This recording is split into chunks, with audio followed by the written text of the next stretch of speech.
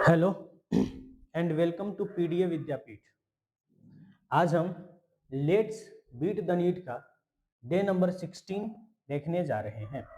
चलिए, ये रहा पहला क्वेश्चन। Incorrect statement. कुछ स्टेटमेंट दिया हुआ है जिसमें से आपको बताना है कि कौन सा स्टेटमेंट इनकरेक्ट है। Density is an intensive property, तो ये है करेक्ट। उसके बाद में heat capacity is an intensive property, heat capacity. आगे देखते हैं, internal energy is an extensive property और temperature is extensive property. Option number D गलत है, टेम्परेचर एक्सटेंसिव प्रॉपर्टी नहीं, इंटेंसिव होता है। और इसके अलावा बात करें तो heat capacity is intensive property, ये भी गलत है, क्योंकि हीट क्या होता है, एक्सटेंसिव प्रॉपर्टी होता है। तो internal energy and extensive property ये सही है। तो हमसे क्या पूछा है, इनकरेक्ट, तो कौन सा option number B and D हो जाएगा इनकरेक्ट। तो बी और डी हो गया इनकरेक्ट। ठीक है, चलिए अगला question. Which of the following is not an intensive property. हमसे पूछा है कि इसमें से कौन इंटेंसिव प्रॉपर्टी नहीं है, मतलब एक्सटेंसिव पूछा है। एक्सटेंसिव तो इंटरोपी हो जाएगा एक्सटेंसिव, बाकी प्रेशर, टेम्परेचर, मोलर वॉल्यूम सब के सब इंटेंसिव है। Option number A. चलिए अगला क्वेश्चन। चलो अगला क्वेश्चन क्या है, the internal energy change when system goes from state A to B is 40 kilo joule. If system goes from A to B by reversible path and return to state A by an irreversible path. मतलब बोला गया कि एक बार क्या है, ए से B पर जाता है और फिर बी से ए पर आता है किसी और पाथ से। तो हमसे पूछा है कि इंटरनल एनर्जी कितना होगा। तो ए से बी जाने में अगर 40 लगता है प्लस का, तो बी से ए आने में माइनस का 40 लगेगा। और इंटरनल एनर्जी एक्सटेंसिव प्रॉपर्टी है, मतलब एडिटिव इन नेचर है, तो इसको ऐड कर सकते हैं। तो हमारे पास इंटरनल एनर्जी चेंज इन कितना आ जाएगा, प्लस का 40 प्लस माइनस का 40। तो ये हो जाएगा चेंज इन इंटरनल एनर्जी हमारे पास कितना आ गया, जीरो। चेंज इंटरनल एनर्जी कितना आ गया, जीरो, क्योंकि यह एक एक्सटेंसिव प्रॉपर्टी है और एक्सटेंसिव प्रॉपर्टी का मतलब एडिटिव इन नेचर है। इसको ऐड कर दिए और जाने में अगर 40 लगा है तो लौटने में क्या लगेगा माइनस का 40, क्योंकि ये पाथ फंक्शन नहीं होता है, मतलब पाथ इंडिपेंडेंट होता है, स्टेट फंक्शन है, तो इसको इनिशियल और फाइनल पोजीशन से मतलब है। चलिए अगला question. Thermodynamics quantity is that. Thermodynamics क्या है, विच use in thermometer, which obey all law of thermodynamics, quantity which depend only on the state of system, quantity which use in measuring thermal changes। given option में से ये option सबसे correct है, quantity which depend only on the state of the system, सिर्फ system के state पे ही depend करता हो। ठीक है, चलिए अगला क्वेश्चन देखते हैं। बोथ Q एंड W, अगर देखिए सेपरेटली देखा जाए ना Q को और इसको, तो ये होता है state function, sorry path function, path function. और फर्स्ट लॉ ऑफ थर्मोडायनेमिक्स के according change in internal energy is equal to Q plus W होता है, और चेंज इन इंटरनल एनर्जी एक स्टेट फंक्शन है। इसलिए क्या हो जाएगा हमारे पास, इसमें तो हो जाएगा पाथ और ये हो जाएगा स्टेट। पाथ फंक्शन और स्टेट फंक्शन याद करने का एक सिंपल सा तरीका है, work and heat. Work and heat ये दो है, या फिर हीट कैपेसिटी भी बोल सकते हैं हीट को। सिर्फ यही है पाथ फंक्शन, इसके अलावा जो भी आपके पास आ जाए वो सब के सब स्टेट फंक्शन है, सिर्फ यही पाथ फंक्शन है। इसके अलावा जो भी आ जाए सब के सब स्टेट फंक्शन। तो उस ब्याह पे हम आंसर दे सकते हैं पाथ स्टेट। कौन सा ऑप्शन होगा, path state, option number C. चलिए अगला question. Thermodynamic equilibrium. Thermodynamic equilibrium में क्या होता है, केमिकल इक्विलिब्रियम हो सकता है, मैकेनिकल इक्विलिब्रियम हो सकता है, थर्मल इक्विलिब्रियम हो सकता है। हाँ ठीक है, ऑल ऑफ द एबव। तो ये भी क्वेश्चन है। चलिए अगला, refrigerator is an example. Refrigerator को हम क्लोज में रख सकते हैं, रेफ्रिजरेटर को किस में रख सकते हैं, क्लोज्ड में, ठीक है, क्लोज सिस्टम है ये। इसके बाद में thermodynamic is concern with, thermodynamic किसके बारे में बात करता है, टोटल एनर्जी ऑफ सिस्टम के बारे में, एनर्जी चेंज इन सिस्टम के बारे में, पाथ ऑफ केमिकल चेंज के बारे में, मास चेंजेस इन न्यूक्लियर रिएक्शन के बारे में। तो thermodynamics concern with energy change in system के बारे में बात करता है, ऑप्शन नंबर बी। चलिए अगला क्वेश्चन देखते हैं। Which of the following option is correct regarding compression of adiabatic and compression है adiabatic and isothermal work के थ्रू, ठीक है। चलिए देखते हैं, यहाँ पर ध्यान देना है कि मान लीजिए यहाँ से प्रोसेस शुरू हुआ है, तो ये हो गया हमारे पास प्रेशर और ये हो गया हमारे पास वॉल्यूम, ठीक है। तो जब भी इस तरह से ग्राफ बनाया जाता है ना, प्रेशर और वॉल्यूम के बीच में, तो ये जो है वो आइसोथर्मल के लिए होता है और ये होता है एडियाबैटिक के लिए, ठीक है। ये होता है आइसोथर्मल के लिए और ये होता है एडियाबैटिक के लिए। अब पीवी कर्व का जो एरिया होता है वो हमको वर्क प्रोवाइड करता है, तो हम यहाँ जो ग्राफ दिखाई दे रहा है उसमें सीधा सा बोल सकते हैं वर्क आइसोथर्मल के लिए ज्यादा है as compare to work adiabatic. मतलब अगर हम बात करें कि प्रोसेस अगर क्या है, एक्सपांशन है, क्योंकि इसमें वॉल्यूम बढ़ रहा है, देखिए यहाँ से यहाँ तक में वॉल्यूम बढ़ रहा है, तो वॉल्यूम बढ़ने का मतलब हो गया एक्सपांशन। तो एक्सपांशन प्रोसेस में यानी कि प्रोसेस अगर एक्सपांडिंग है तो आइसोथर्मल वर्क ज्यादा है, ड्यूरिंग एक्सपांशन आइसोथर्मल वर्क ज्यादा है, ये सही लिखा हुआ है। लेकिन यही अगर प्रोसेस कंप्रेशन होगा तो ये ग्राफ जो है वो ऐसे जाएगा, ये ग्राफ ऐसे जाएगा, ठीक है ना। तो यानी कि ये जो है वो किसके लिए हो जाएगा, आइसोथर्मल के लिए, और ये हो जाएगा एडियाबैटिक के लिए। तब हम देखेंगे कि वर्क डन जो है वो एडियाबैटिक के लिए क्या हो गया है, ज्यादा हो गया है एज कंपेयर टू आइसोथर्मल। तो हम बोल सकते हैं कि वर्क जो है एडियाबैटिक में ज्यादा होगा जब कंप्रेशन होगा तब, जब कंप्रेशन होगा तब। तीनों ने बोला ड्यूरिंग कंप्रेशन एडियाबैटिक वर्क, यानी कि ऑप्शन नंबर अगर सी देखा जाए तो बोथ ए एंड बी, यानी कि ऑप्शन नंबर थर्ड सही है, बोथ ए एंड बी। और यह एक अच्छा क्वेश्चन बन सकता है यहाँ से कि which of the following option is correct regarding SS addition. तो ये ग्राफ अगर आपको ध्यान रहेगा तो पहले इस ग्राफ से सिर्फ एक्सपांशन के बारे में सोचना है, और एक्सपांशन में आइसोथर्मल का वर्क ज्यादा होता है एज कंपेयर टू एडियाबैटिक, और कंप्रेशन में उसके उल्टा कर देना है, ठीक है। तो ऐसे याद रखो। तो हम क्या बोल सकते हैं, यहाँ तक याद रखना मेरे लिए ज्यादा जरूरी है। एक काम करते हैं, इसको हटा देते हैं, है ना। ये याद रखिए, एक्सपांशन के लिए याद रखो, है ना, एक्सपेंशन के लिए। चलिए अगला क्वेश्चन देखते हैं। स्टार्टिंग फ्रॉम सेम स्टेट, ध्यान रखना है क्या बोला, सेम स्टेट से starting, gas is expanded, gas जो है वो एक्सपांडेड है to same final pressure using reversible adiabatic and reversible isothermal process work will be. और अभी हम बात करके आए हैं कि अगर एक्सपांशन का बात है तो एक्सपांशन में ये हो गया आइसोथर्मल और ये हो गया एडियाबैटिक, है ना। तो वर्क जो है वो किसका ज्यादा होता है, आइसोथर्मल का ज्यादा होता है as compare to work adiabatic, ठीक है।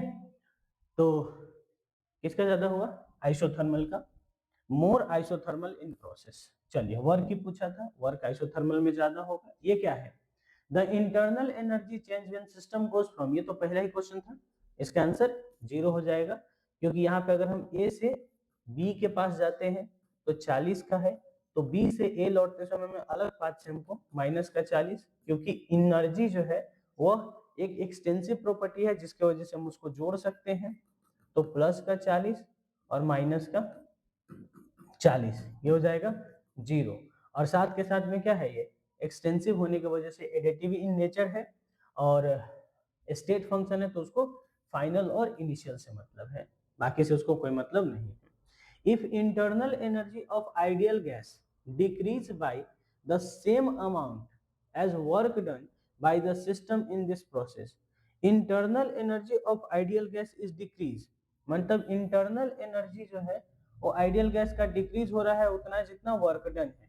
मतलब हम बोल सकते हैं कि change in internal energy work done का है तो according to first law of thermodynamics, first law of thermodynamics के अकॉर्डिंग अगर हम बात करें तो यहाँ पे क्या हो जाएगा sir, change in internal energy, देखियो change in internal energy is equal to Q plus W. पर इन्होंने कहा कि अगर हम बात करें इंटरनल एनर्जी के बारे में और किसके बारे में, वर्क तो दोनों बराबर है, इसका मतलब क्यू को जीरो होना पड़ेगा। तो क्यू जीरो, और क्यू जीरो तब होता है जब प्रोसेस एडियाबैटिक होता है। प्रोसेस कैसा होता है, एडियाबैटिक। तो ऑप्शन नंबर क्या हो जाएगा, सी हो जाएगा, है ना। चलिए अगला क्वेश्चन देखते हैं। हाँ, और ये क्वेश्चन है हमारे पास किसका, फिजिक्स का।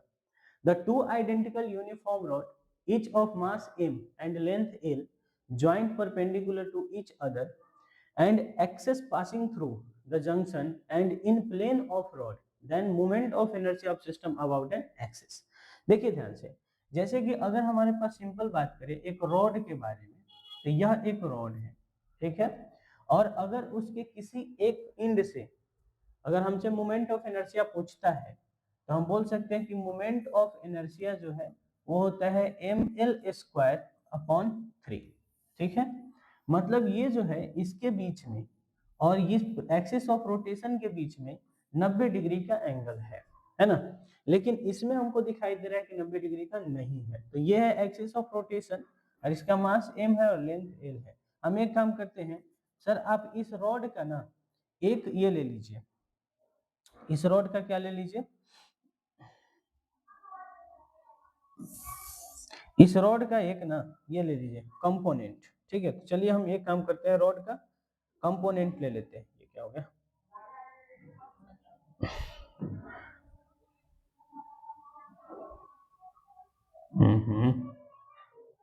क्या क्या जो वाला उसको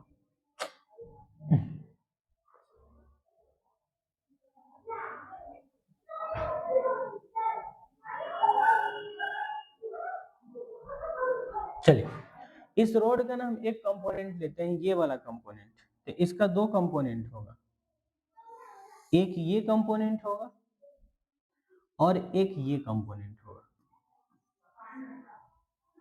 एक कंपोनेंट ये होगा, ठीक है। चलिए तो अगर हम एंगल के तरफ आते हैं, ये वाला जो कंपोनेंट है वो एंगल के तरफ है, और अगर हम एंगल के तरफ आते हैं तो हमको क्या लेना पड़ेगा, 45, नहीं एंगल यहाँ है ना 45 डिग्री, एंगल से दूर है, तो एंगल से दूर है तो ये हो जाएगा साइन थीटा। यानी कि हम बोल सकते हैं एल साइन 45, मतलब L√2 आ गया, ठीक है। तो इसका मोमेंट ऑफ इनर्शिया कितना आ जाएगा सर, मोमेंट ऑफ इनर्शिया एक एक्सिस के अबाउट होता है कितना, ml²/3। m के जगह पर क्या रख सकते हैं, टोटल मास m, है ना, और l के जगह पर रख सकते हैं L/√2 का होल² 3। ये हो जाएगा ml²/3, 3 × 2। और एक रॉड जैसे ये है वैसे ही ये है, तो इसका भी मोमेंट ऑफ इनर्शिया अगर हम ले लेते हैं तो उसका भी इतना ही होगा जितना इसका हुआ है। तो मल्टीप्लाई बाय 2 कर देते हैं, यानी कि 2 से 2 कट जाएगा। तो हमारे पास जो आंसर आ जाएगा टोटल आई नेट, वो कितना आ जाएगा, moment of inertia net ml²/3।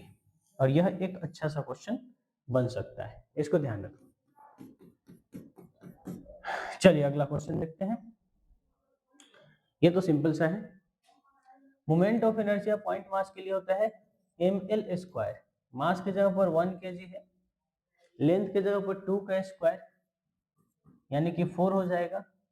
तो आई सब के अबाउट कितना होगी, इतना 4, और कितना बार है, 1 2 3 बार, तो 3 से मल्टीप्लाई कर दीजिए तो कितना हो जाएगा 12, क्योंकि सबके लिए सेम होगा, एक एक का निकाल के जोड़ दो, नहीं तो 3 से मल्टीप्लाई कर दो।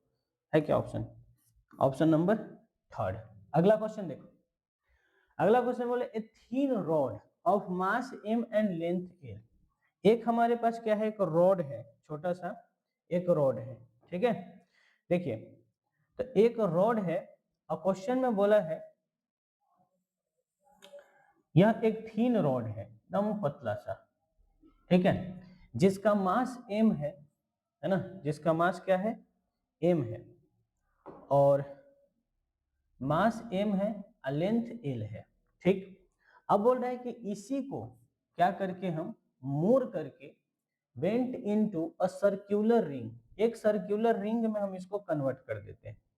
क्या कर देते हैं, एक इसी को हम एक सर्कुलर रिंग में कन्वर्ट कर देते हैं, है ना। एक सर्कुलर रिंग में कन्वर्ट कर देते हैं। तो it's express in moment of inertia ring about axis passing through the diameter. और हमको बोला है कि मोमेंट ऑफ इनर्शिया बताओ जब इस तरह से पास आउट हो रहा है ना, इस तरह से जब पास आउट हो रहा है तब मोमेंट ऑफ इनर्शिया आपको बताना है डायमीटर के अलोंग। ठीक, तो डायमीटर के अलोंग रिंग का मोमेंट ऑफ इनर्शिया कितना होता है sir? Moment of inertia ring का हो जाएगा m r square upon 2। According to question mass तो नहीं बदलेगा, m ही रह जाएगा, लेकिन लेंथ बदल जाएगा, यानी कि इसका रेडियस हमको निकालना पड़ेगा। अब रेडियस इसका r हम मान लिए, पर कितना होगा देखते हैं। तो जो लेंथ l है वही इसका सरकमफेरेंस बनेगा, है ना। और सरकमफेरेंस होता है 2 pi r is equal to l। तो यहाँ से r इज इक्वल टू आ जाएगा l अपॉन 2 पाई, सिंपल। अब r के जगह पर इसका वैल्यू हम पुट कर देंगे, तो कितना हो जाएगा l अपॉन 2 पाई का whole square divide by 2 formula का। ठीक है, तो यहाँ से कितना हो जाएगा m l square upon 8 pi, M L square upon 8 pi, 4 pi square और ये 2, तो 4 दूना 8, यानी कि M L square upon 8 pi square, M L square upon 8 pi square, option number 3। ये भी एक अच्छा सा क्वेश्चन है, ऐसे मतलब करके देखो। ये क्वेश्चन क्या है, uniform rod of length 200 centimetre, ये टोटल लेंथ जो है वो यहां से लेकर के यहां तक कितना है 200 है ना। टोटल यहां से लेकर के यहां तक अगर हम बात करें तो कितना है हमारे पास 200 है ना, 200। अब आगे बोल रहा है अब 500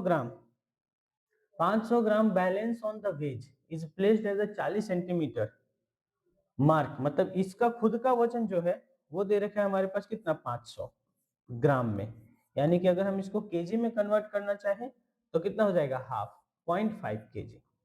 ठीक है, अब आगे देखते हैं।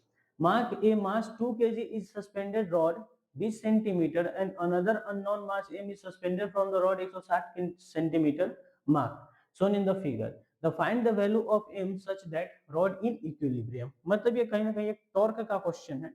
हम एक काम करते हैं सर, यहाँ से लेकर के यहाँ तक का जो डिस्टेंस है वो 20 है। हम बोले हाँ चलो ठीक है। उसके बाद में यहाँ से लेकर के यहाँ तक का डिस्टेंस 40 दे रखा है, यहाँ से लेकर के यहाँ तक का डिस्टेंस जो है वो 160 दे रखा है। ठीक है, बस बाकी कुछ तो है नहीं। और अगर हम बात करें यहाँ से लेकर के इसकी खुद का जो सेंटर ऑफ मास होगा वो 100 सेंटीमीटर पे होगा, 100 सेंटीमीटर पे होगा। ठीक, तो चलिए हम एक काम करते हैं, कभी भी इस तरह के क्वेश्चन आए तो वेज के अबाउट क्या करना है, टॉर्क आपको लिखना है। इससे इधर का और उससे उधर का टॉर्क, ये इसके अबाउट, इससे इधर का बराबर लिख देना और इसके इधर का, दोनों को आपस में बराबर कर देना। तो पहले इससे इधर का आते हैं लिखने के लिए, तो इससे इधर में सबसे पहले ये कहाँ पे है 20 सेंटीमीटर पे, तो हम यहाँ पे लिख सकते हैं कितना होता है m जो है मास इंटू एम आर। ठीक है, तो यहाँ तक का लेंथ कितना है और उसका फोर्स कितना लग रहा है, क्योंकि torque equal to F cross R होता है ना। ठीक है, तो यहाँ तक का हम अगर बात करें लेंथ का, तो लेंथ है हमारे पास 20 सेंटीमीटर, लेंथ जो है वो 20 सेंटीमीटर है, इंटू फोर्स कितना लग रहा है हमारे पास 20, कितना 20 है ना न्यूटन में, इज इक्वल टू। अब यहाँ पे सबसे पहले हम बात करें, ये टोटल यहाँ से लेकर के यहाँ तक 40 है। ठीक है, तो यहाँ से लेकर के यहाँ तक, और इसका खुद का सेंटर ऑफ मास कितना होगा 100 पे, तो ये वाला डिस्टेंस हो जाएगा 60। तो पहले इसके खुद के सेंटर ऑफ मास पे चले जाते हैं, यानी कि 60 centimetre, 60 centimetre into 0.5 KG, 0.5 KG यानी कि 1/2 केजी, प्लस इधर ही जाएंगे, यहाँ से लेकर के यहाँ तक का जो डिस्टेंस है, टोटल यहाँ से लेकर के यहाँ तक 160 है, ये 40 है, तो ये वाला 120 हो जाएगा, है ना। ये टोटल में से 40 घटाओ तो 120 आ जाएगा, तो 120 सेंटीमीटर, 120 सेंटीमीटर इंटू हमको मास निकालना है। ठीक है, तो इसे टॉर्क के अबाउट, यानी कि इस पॉइंट के अबाउट हम क्या कर लिए, इक्विलिब्रियम पोजीशन कर दिए। इक्विलिब्रियम पोजीशन, ठीक है। तो उसके अबाउट देख लेते हैं। अब यहाँ पे हम क्या करते हैं, सेंटीमीटर को पहले मीटर में कन्वर्ट कर लेते हैं, सेंटीमीटर को पहले मीटर में कन्वर्ट कर लेते हैं। तो यहाँ से हमारे पास कितना आ जाएगा, सेंटीमीटर को मीटर में कन्वर्ट करने के लिए 100 से डिवाइड कर दो, 100 से डिवाइड कर देते हैं, यहाँ भी 100 से डिवाइड कर देते हैं, ठीक है। अब ये कट गया 0.2 into 20 equal to 0.6 into 0.5 plus 10 से 10 1.2 इंटू एम। अब ये कितना हो जाएगा हमारे पास, ये 0 से 0 कट गया 4 इज इक्वल टू ये यानी कि 6 पचे 30 बटा 100 इज प्लस हमारे पास कितना आ गया 1.2 इंटू एम। ये आ गया 0.3। 0.3 को जब हम इधर लेकर के आएंगे, 0.3 को इधर लेकर के आएंगे तो 4 में से 0.3 घटेगा तो 37, यानी कि 3.7 is equal to 1.2 into M आ गया, है ना। और हमको मास ही निकालना है, तो हम मास को इधर लेकर के आ जाते हैं 1.2, ठीक है, सही है।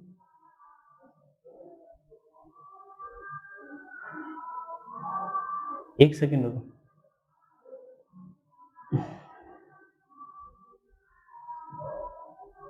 160 40 120 सेंटीमीटर हो गया, उसको मीटर में कन्वर्ट करने के लिए 1.2 मीटर, ठीक है। 6 पचे 30.3 60.6.4।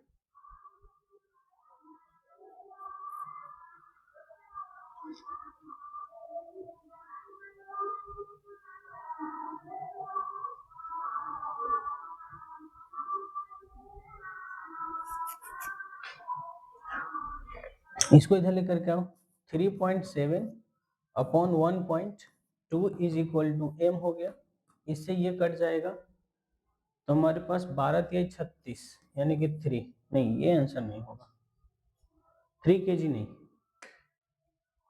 एक सेकंड रुको, हम चेक करते कहीं कर, पहले अगला क्वेश्चन देखते हैं, इसको लास्ट में चेक करेंगे। Two cylinder, one which of the hollow other solid have some mass and some moment of inertia about their respective geometry axis, the ratio of their radius। मतलब इसका हमको क्या करना है, देखिए जब भी क्वेश्चन में हमको क्या दे दे सिलेंडर, तो सिलेंडर में अगर हमको होलो सिलेंडर दे, होलो, तो हम उसको मान के चलेंगे कि वो रिंग है ना। और जब भी हमको सॉलिड सिलेंडर दे तो उसको हम मान करके चलेंगे कि वो डिस्क है, ठीक है। अब क्वेश्चन के according which hollow and solid, पहले होलो दिया हुआ है बाद में सॉलिड दिया हुआ है और दोनों का मोमेंट ऑफ इनर्शिया बराबर है, तो होलो का रिंग का कितना होता है mr², और अगर हम सॉलिड का बात करें यानी कि डिस्क का तो ये होता है mr² इंटू mr²/2, ठीक है।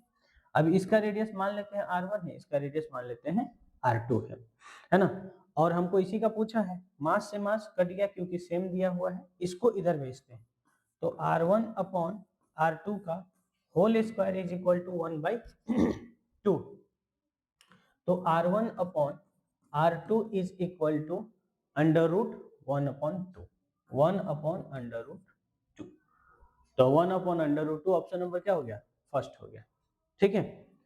अब आगे यहाँ पे द एंगुलर वेलोसिटी ओमेगा और पार्टिकल वेरी विथ टाइम, हमको ओमेगा दे रखा है और हमसे क्या पूछा है, एंगुलर एक्सेलरेशन पूछा है, जस्ट लाइक यानी कि वेलोसिटी दे रखा है और एक्सेलरेशन पूछा है, तो कुछ नहीं करना है, क्या करना है, इसको डिफरेंशिएट कर देना टाइम के रिस्पेक्ट में, ठीक है। तो D omega upon D T जो है वो किसके बराबर हो जाएगा, एंगुलर एक्सेलरेशन के बराबर हो जाएगा, और ये कितना हो जाएगा हमारे पास, इसको इंटीग्रेट करना है तो 10, ये 2 आगे आ जाएगा इंटू टी प्लस 0, तो हमारे पास कितना गया 20 टी के बराबर। टाइम कुछ दे रखा है क्या, हाँ टाइम 1 सेकेंड दे रखा है, तो अगर हम 1 सेकेंड रखेंगे तो ये सीधा हो जाएगा 20, ठीक है ना, 20। ये अगला क्वेश्चन देखते हैं, ऑर्डर पॉलीमोनियल्स इंक्लूड फैमिली, है ना। ऑर्डर पॉलीमोनियल्स में किसको इंक्लूड किया गया है? तो एक तो सोलिनेसी को, दूसरा कॉन्वोल्यूलेसी को, है ना। यानी कि option number B and C, B and C. ठीक है, अब ये क्वेश्चन क्या है, ये अगला, the number and different type of organism present on earth is refer to. ठीक है, इसको क्या बोलते हैं? बायोडाइवर्सिटी बोलते हैं। Identify the incorrect statement for binomial nomenclature. Incorrect statement बताना है बाइनोमियल नोमेनक्लेचर के लिए। Name are either derivatives of Latin language और लैटिनाइज्ड, ये तो सही है। अगला पूछा है biological name are printed in Italian, ये भी सही है। Name of author is written at start of biological name, नहीं स्टार्ट नहीं, इंड, मतलब स्पेसिफिक एपिथेट के बाद इसको लिखा जाता है। ठीक है, तो आंसर तो मिल गया। आंसर इसका हो जाएगा option number 3। Each organism give only one biological name consist of two part. ठीक है, मतलब कि हर एक ऑर्गेनिज्म का सिर्फ एक बायोलॉजिकल नाम होता है जिसमें दो पार्ट होता है। बात सही है, एक होता है जीनस और दूसरा होता है स्पेसिफिक एपिथेट, यानी कि ये गलत है, ऑप्शन नंबर 3 और हमसे गलत ही पूछा था। सिस्टमैटिक्स, सिस्टमैटिक क्या है? टेक्सोनॉमी में एवोल्यूशनरी स्टडी को जब ऐड कर देते हैं तो उसको क्या बोलते हैं? सिस्टमैटिक बोलते हैं, जो कि ऑप्शन नंबर 3 में लिखा हुआ। The number of species that are non described range between, कहां से कहां तक? 1.7 to 1.8 million, 1.7 to 1.8 million species. ठीक है, अगला question, the family like Felidae and Canidae are include, मतलब फेलिडियाई वही कैट वाला फैमिली, कैनिडियाई डॉग वाला, और इन दोनों का अगर बात करें सेम टैक्सोनॉमिकल कैटेगरी नेम, तो इन दोनों को एक ही साथ अगर किसी में इंक्लूड किया गया तो वो कार्निवोरा हो जाएगा। ठीक है, अगला क्वेश्चन देखते हैं, हाउ मेनी स्टेटमेंट इज और आर करेक्ट, इसमें से कितना स्टेटमेंट सही है? चलो देखते हैं। Reproduction is defining property because it occur in sterile human couple, ये हमको आधा सही लग रहा है ना। स्टेराइल ह्यूमन कपल, इसके अलावा हनी भी हो सकता है, म्यूल भी हो सकता है, कई सारा चीज हो सकता है, तो ये आधा सही है। तो ऑप्शन के अकॉर्डिंग हम क्या करेंगे, चेक करते हैं। Reproduction is defining character of living organism, नहीं, रिप्रोडक्शन डिफाइनिंग कैरेक्टर नहीं होता है, यह एक सिर्फ कैरेक्टरिस्टिक फीचर होता है। Self consciousness is seen only in human, ये बात भी सही है। Consciousness is defining property of living organism, ये भी सही है। Metabolism is defining property of all living organism, ये भी सही है। तो यानी कि अगर हम इसको सही काउंट करेंगे तो 4 ऑप्शन सही है, और इसको गलत काउंट करेंगे तो 3 ऑप्शन सही है। एक बार देखते हैं, 4 है ही नहीं इसलिए इसको गलत काउंट करेंगे। ठीक है, तो ऑप्शन नंबर 3 हो जाएगा, यानी कि 3। अगर मान लो यहाँ 4 लिखा होता तब उसको सही काउंट करते, क्योंकि स्टेराइल ह्यूमन कपल भी होते हैं जिसके वजह से ये डिफाइनिंग प्रॉपर्टी में आ जाता है, पर उसके अलावा बहुत सारा है इसलिए हम उसको गलत काउंट कर लिए, क्योंकि ऑप्शन का डिमांड वही था कि उसको गलत काउंट किया जाए। चलिए अगला क्वेश्चन देखें। Choose the incorrect statement from the following, the genus Panthera differ from the another genus Felis which include cat. देखते हैं, monkey, gorilla and gibbon are placed under the common group called mammal, ये तो सही है। Tiger, cat and dog are placed in the common group called Mammalia. Insecta is placed under phylum Chordata, नहीं, यहाँ पे Insecta placed under phylum Chordata तो नहीं हो सकता ना, है ना, तो ये नहीं हो, नॉन कॉर्डेट होता है इंसेक्टा, तो यानी कि हमसे क्या पूछा था, इनकरेक्ट, तो ऑप्शन नंबर 4 हो जाएगा। चलिए अगला क्वेश्चन देखते हैं। In case of plant, classes with few similar character are assigned to higher category. Plant में बोला है क्या होता है, सबसे पहले किंगडम, डिवीजन, क्लास, यानी कि क्लास मिल करके डिवीजन बनाएगा, और प्लांट में स्पेशली डिवीजन कहा जाता है। एनिमल होता तो उसी को फाइलम कहते हैं, और प्लांट में उसी को क्या कहते हैं, डिवीजन कहते हैं। तो ऑप्शन नंबर 2। उसके अंदर क्या बोला, species sapien belong to which of the following higher category, मतलब इस सेपियन यानी कि ह्यूमन के बारे में पूछ रहा है, तो वो तो सिर्फ एक बार कॉर्डेटा में मिलेगा, क्योंकि एनाकार्डियेशियाई प्लांट के लिए है, मुसेडियाई जो है वो मक्खी के लिए हो जाता है, और कोइल्स जो है वो गेहूं के लिए हो जाता है। तो सिर्फ एक ही मिल रहा है जो एनिमल के लिए है, कॉर्डेटा, इसलिए हमने कॉर्डेटा, कॉर्डेटा फाइलम होता है ना, कॉर्डेटा फाइलम होता है। चलिए अगला question. The scientist name for plant and animal are, provide, पहले प्लांट है ICBN, बॉटनिकल मतलब कि क्या बोलते हैं, international code of botanical nomenclature, international code of botanical nomenclature, international code of botanical nomenclature, option number 3 में शिफ्ट दिया हुआ है। Read the following statement and identify the number of correct statement related to biological classification of mango. Biological classification mango के लिए कुछ बातें। It's belong to genus Mangifera, ये सही है, Mangifera indica, हाँ ठीक। It's belong to class Anacardiaceae, नहीं, क्लास इसका क्या हो जाएगा, मोनोकोट या डाइकोट, ठीक है।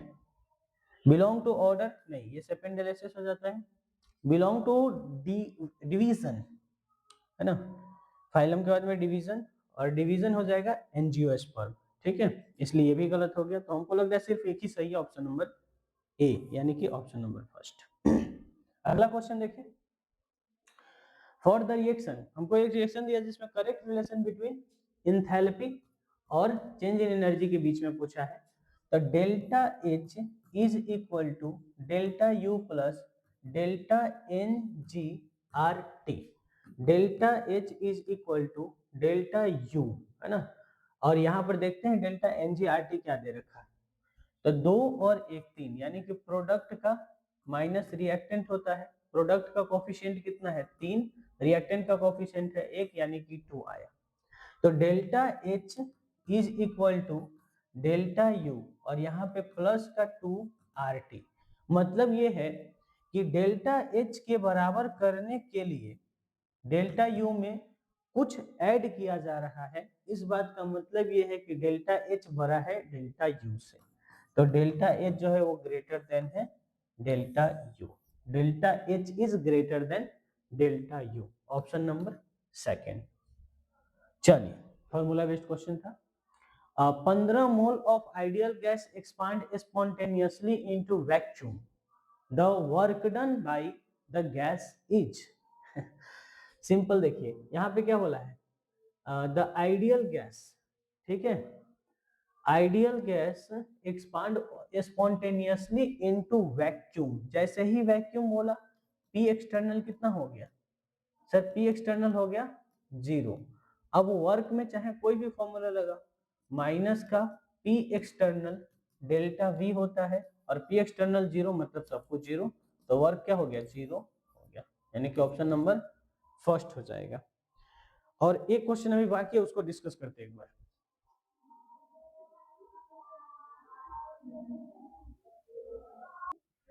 चलिए देखते हैं कहाँ गड़बड़ हुआ था। हाँ बस आ जाओ, कौन सा क्वेश्चन था भाई,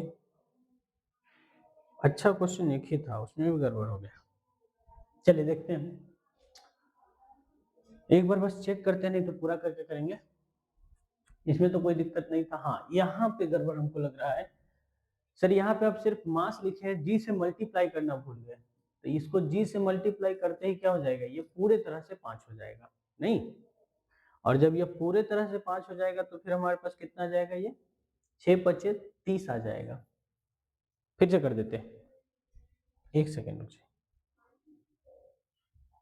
हाँ फिर से करते हैं। अच्छा, यहाँ से लेकर के यहाँ से लेकर के ये वाला डिस्टेंस का हमको जरूरत है जो कि 20 सेंटीमीटर है, यहाँ से लेकर के पूरे सेंटर तक का जरूरत है जो कि हमको 60 सेंटीमीटर है, यहाँ से, है ना, 60 सेंटीमीटर है, और हाँ यहाँ से लेकर के हमको इस डिस्टेंस तक का जरूरत है जो कि कितना हो जाएगा हमारे पास 120 हो जाएगा। बस क्वेश्चन खत्म, है ना।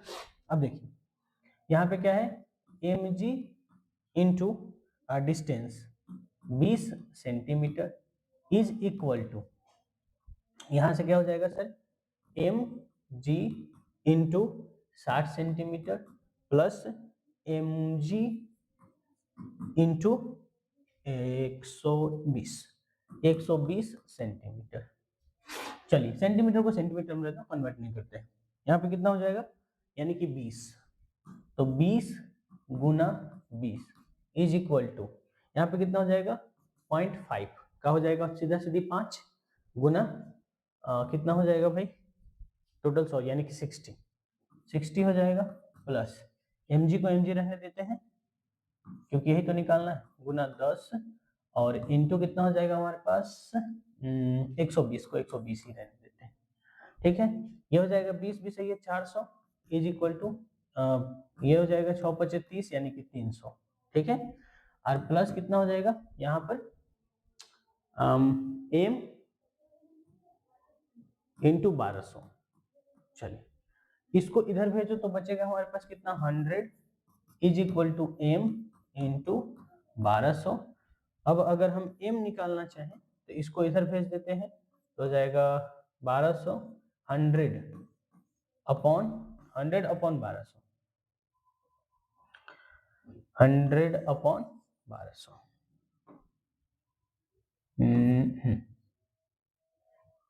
फिर फंस गया 100 अपॉन 1200, 2 जीरो से 2 जीरो कट जाएगा तो m इज इक्वल टू कितना जाएगा 1 अपॉन 12 और क्योंकि केजी में सारा मास रखे तो ये भी केजी में आ जाएगा, यानी कि m के जगह पर अगर हम कितना इंक्लूड 12 1 अपॉन 12 केजी को रख दे तो ये पूरा सिस्टम किस में चला जाएगा, इक्विलिब्रियम में चला जाएगा।